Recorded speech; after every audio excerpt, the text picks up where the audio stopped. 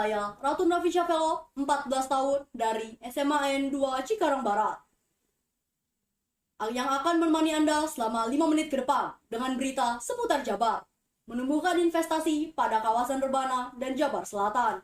Menteri Hukum dan HAM Yasona Lawli menetapkan Peraturan Presiden Republik Indonesia Nomor 87 Tahun 2021 yang ditetapkan pada tanggal 9 September 2021 tentang rencana induk percepatan pembangunan kawasan Rebana dan kawasan Jawa Barat bagian selatan.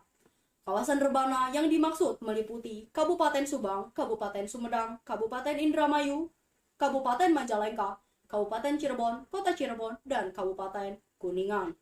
Serta kawasan Jawa Barat bagian selatan meliputi Kabupaten Sukabumi, Kabupaten Cianjur, Kabupaten Garut, Kabupaten Tasikmalaya, Kabupaten Ciamis, dan Kabupaten Pangandaran. Menimbang hal tersebut, perlu adanya penetapan peraturan presiden tentang percepatan pembangunan kawasan Rebana dan kawasan Jawa Barat bagian selatan, serta dilakukan langkah-langkah strategis dan terintegrasi secara terarah, fokus, terukur, serta tepat sasaran. Hal tersebut dilakukan melalui penyediaan infrastruktur untuk menumbuhkan investasi yang berdampak pada peningkatan perekonomian nasional yang terintegrasi dan berkelanjutan.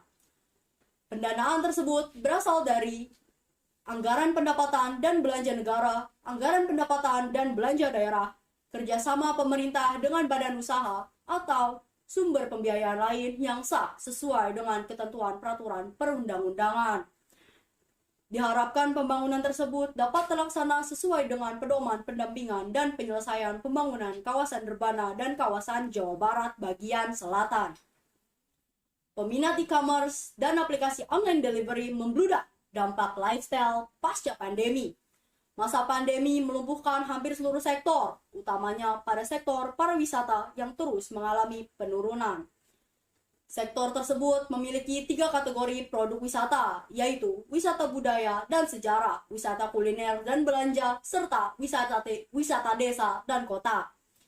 Sektor wisata merupakan salah satu sektor yang penting dalam penggerakkan perekonomian Indonesia yang menjadi bagian dari perekonomian global.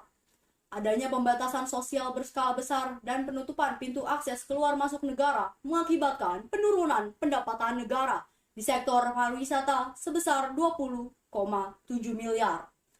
Dikutip dari buku Tren Pariwisata 2021, Kementerian Pariwisata dan Ekonomi Kreatif menyebutkan bahwa terdapat beberapa macam hitungan persen dalam kuliner, yaitu makanan, yang memperoleh 63%, mengunjungi pasar dan produsen makanan sebanyak 53%, kegiatan kuliner 79%, museum 12%, dan workshop memasak 62%. Kemenparekraf 2019. Untuk itu, ada berbagai cara yang dilakukan untuk menyelamatkan pariwisata Indonesia. Ada 2 fase penyelamatan yang dilakukan oleh Kementerian Pariwisata dan Ekonomi Kreatif, yaitu tanggap darurat, pemulihan, dan normalisasi.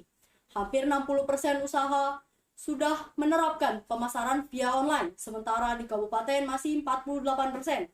Sekitar 70% orang menggunakan layanan online delivery, take away, dan catering.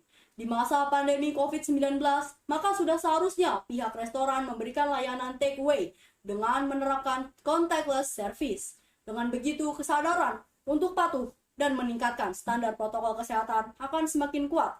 Hal ini kemudian dinormalisasi pada pola keseharian dan menjadi kebiasaan baru yang mengedepankan CHSE, Cleanliness, Healthiest, Safety, Environment. Saya Ratu Nafisya Velo, pamit undur diri. Selamat pagi, selamat beraktivitas.